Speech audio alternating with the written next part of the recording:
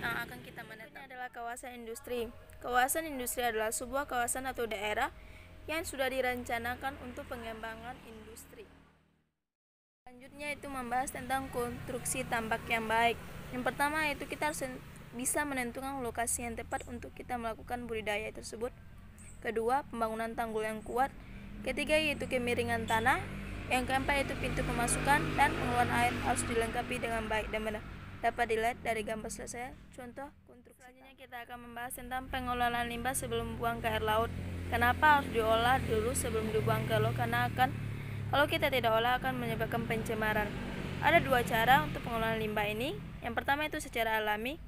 Kita dapat melakukan pembangunan kolam untuk sebagai stabilisasi. Yang kedua yaitu kita dapat menggunakan bantuan buatan seperti instalasi pengolahan limbah. Selanjutnya itu membahas tentang budidaya air laut pendekatan lingkungan, yaitu seperti hutan mangrove. Hutan bakau ini adalah tempat atau yang baik untuk digunakan beberapa habitat komoditi dibudidayakan. Berikutnya yaitu budidaya air laut menggunakan keramba jaring apung. Tentunya budidaya menggunakan air yang cukup dalam dan juga kualitas air yang memadai untuk budidaya yang kita. Selanjutnya kita akan membahas tentang potensi dan tantangan untuk budidaya KJA.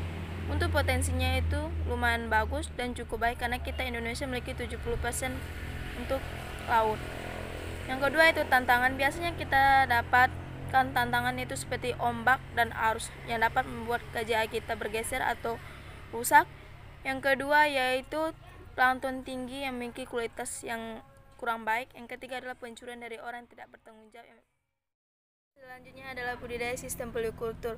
Budidaya sistem polikultur ini adalah hal alternatif untuk mengatasi turunnya produksi perikanan, yaitu dengan cara budidaya campuran seperti udang, alga. Tantangan masa depan budidaya air laut Indonesia yang terbesar. Semenjak Indonesia dinominasi sebagai masa depan yang terbaik, jadi untuk tantangannya itu yaitu produksi pakan selama budidaya.